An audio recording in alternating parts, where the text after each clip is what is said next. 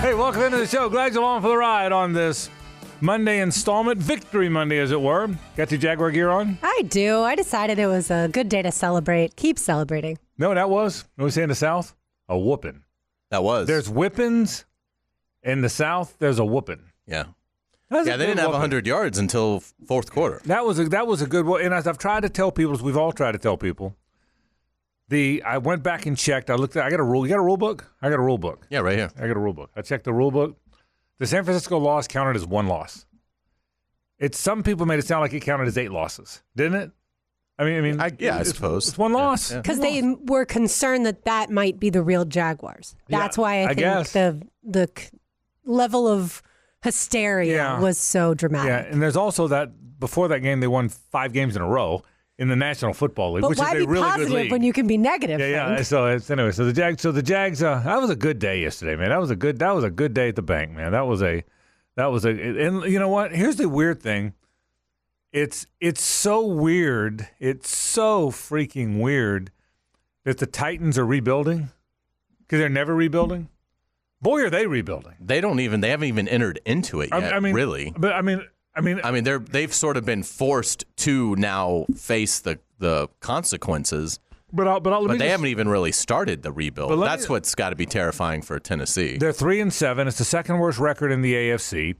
Ever since November 22nd of last year, the Jags are 13-4, which is the second best record in the AFC behind Kansas City. The Titans have the worst record in the AFC since. Did you realize that? The worst record since then. Yeah, they're 3-14 in their last 17 games. Yeah, and again, I have great respect for the Titans. I really do. I think Mike Vrabel's a terrific coach. But everybody's got to rebuild at some point. Who are they beating?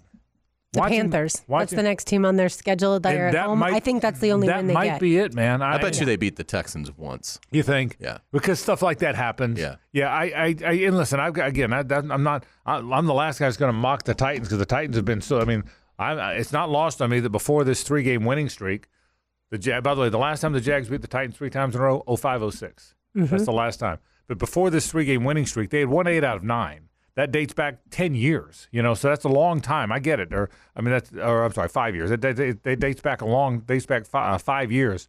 So it's been a long time. I get it. They were a punishing football team every time the Jaguars saw them. That's right. You made that point, and that's right. So, but boy, oh boy, they could play 8 more. They could have played 8 more times yesterday, and Jags would have won every one of them. Yeah, it's. They were a good bit better than that team. You knew if the Jaguars could block the Titans, it was going to be a really long day for Tennessee. And Simmons had a couple plays here and there, but for the most part, the Jaguars' offensive line played really well. Doug Peterson said a couple hours ago when he met with reporters that he was really pleased with how the offensive line played, and that was the story. Like if that was Tennessee's only path to victory, and once Trevor got hot and the offense found its groove, it was curtains. And again, the way the Jaguar defenses have been playing.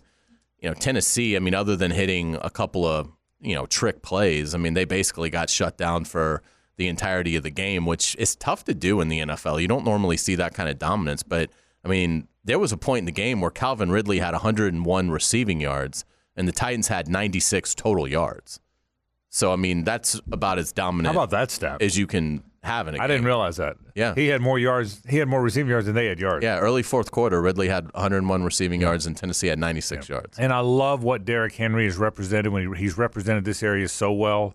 He's been such a great player. And part of it's their line's not very good, but they weren't themselves. And he's not himself. Do you agree? He looked a step off. Did you think that watching him? I do think that you're seeing decline. I still think he's a good player. I think a lot of their issues, are the fact that they've got a bad offensive line. They, other than DeAndre Hopkins, don't really have anything that scares you from a receiver standpoint. Starting a rookie quarterback. I think if the Eagles had traded for Derrick Henry, then I think he would have some performances that would make you think, oh wow, he's still the Yulee Bulldozer. But I think playing with the other 10 that's around him right now, it's going to be awfully difficult for him to put up any sort of consequential numbers. Yeah, and I think this team is also, as we've talked about, this defense is really good. Yes, it had an off day against the Texans early on in the season and didn't play super well against the 49ers, but I don't blame the defense for that entirely. it's going to be hard to run on the Jaguars, whether you're Derrick Henry or anyone else. And so I think that part of it is also a truth that we've been talking about all season long. Ooh, is that a big one coming up Sunday? It sure is. I think the nation will be paying attention. Yeah, that's the biggest one. I'd say that, I mean, in terms of a November road game. I agree. Yeah, I can't remember one that's bigger. I mean, obviously they've played game last year. Obviously, they were playing games late in the season, but because you really can you put such a distance between yourselves and Houston if you're able to win. Houston really needs the season sweep, I think, to stay in this. So, but it's a razor thin margin. The Jaguars are a 1-point favorite. How about that? In November in 2017, I just looked at the schedule. And I'm sure you guys will remember this. You were probably both there. Frank, I know for sure you were there. Hayes, I think you were there. Jaguars at Cleveland. Was that the game that it snowed a bunch? 2017? What year? Yeah, well, obviously I was there. Yeah. I'm trying to think. I've been there twice. Okay. It was 19-7. The Jaguars It's been miserable both times. I vaguely remember it. I don't remember. So it must not have been that big of a deal at the time. Yeah, I don't remember. I remember going up there. It was the week after the Jaguars beat the Chargers here. What was the score of the Cleveland game? 19-7. I just have vague. I think that was the game where Jan stripped Kaiser. I think they started that Kaiser kid. What was that guy's name from Notre Dame? Deshaun Kaiser. Yeah, I think Jan strip sacked Kaiser, and they returned it. Yeah, I think it was kind of a sloppy game, and then Jan got the strip sack touchdown that kind of put it away, if I remember correctly. Kaiser was the starting quarterback for the Browns, so I think you remember correctly. So there you go. So we'll talk. Got a lot to talk about, but a big game for the Jags as they play the Houston Texans. What an awful injury for Jordan Travis and Graham Mertz too. By the way, they're both awful injuries. But but all FSU had and still has, by the way, in front of it, that was awful. And listen, I don't know enough about this hip drop thing, but that's what that was. That was and it was hard to watch. By the way, I was on a plane coming back from Miami. I didn't know. I had the Wi-Fi, so I had the Twitter, but I wasn't kind of half paying attention. Got off the plane, was driving home, whatever time that was. The Gator game had started, so I'm trying to follow. I'm listening to Sean Kelly, Sean does a good job, by the way. Sean and Shane listen to the Gator, and the Gators drive it down. And I think did they score the first possession? Did they score first or? Missouri had the ball first. It was 3-0. 7-3. Okay, and then 3-0. Made it 7-3. So all right. So I didn't see the touchdown. So I got home about the time it was 7-3. Still somehow I peeked at Twitter, but I was trying to drive. But I wasn't. So I'm listening to the game on the radio and driving. And I got home, and then sat down to start watching the Florida game, and then picked up my phone.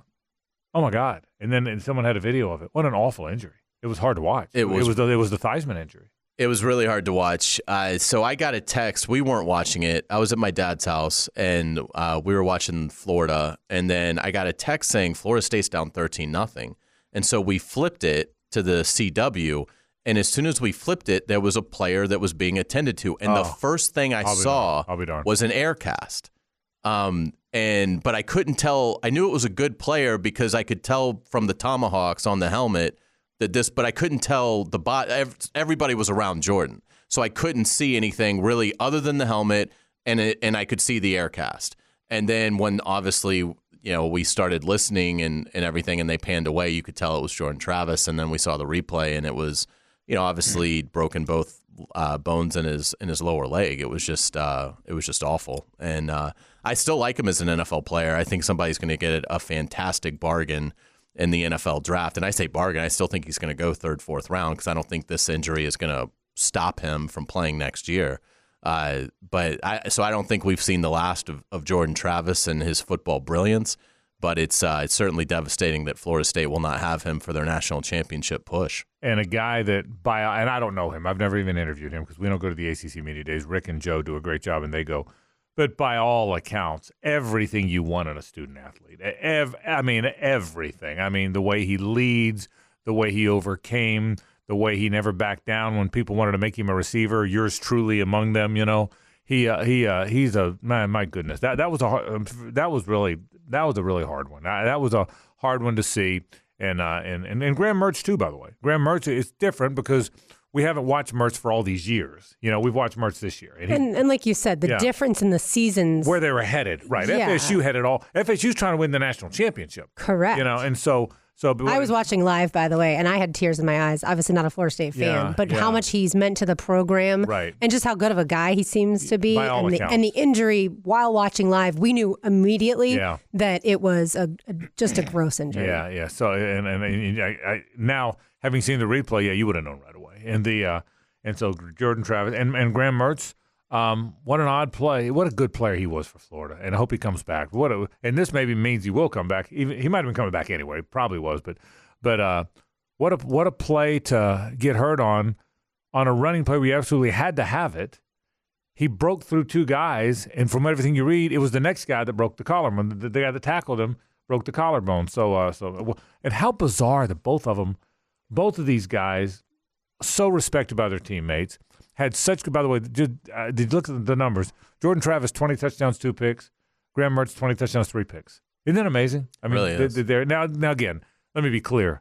Graham Mertz doesn't affect the game the way Jordan Travis affects the game. They're not the same guy. Jordan Travis is a top 7 player in college football. Takes over game, correct. Right. Takes over game. Graham Mertz is good, but not correct. So when I say the stats are similar, I'm not comparing the two, but it's just eerie when you look at it. Just how similar those occurrences were and whatnot. So, but anyway, it's a very sad thing to happen. Right, we're going to talk some college football, lots of college football. Got a lot of thoughts on the Gators. Got a lot of thoughts on all this stuff coming up in a bit. Certainly on FSU, Georgia. God dang. Yeah, we knew that was going to be. Yeah, but I know we did, but God dang. I mean, it's impressive. Yeah. Particularly Tennessee goes 75 yards. One first play of the game. Good Lord. And that's exactly what you need to get the crowd revved up. And Georgia's like, nah. Yeah, I'm bored. Bored. Yeah. So anyway, hold my beer. Enjoy it.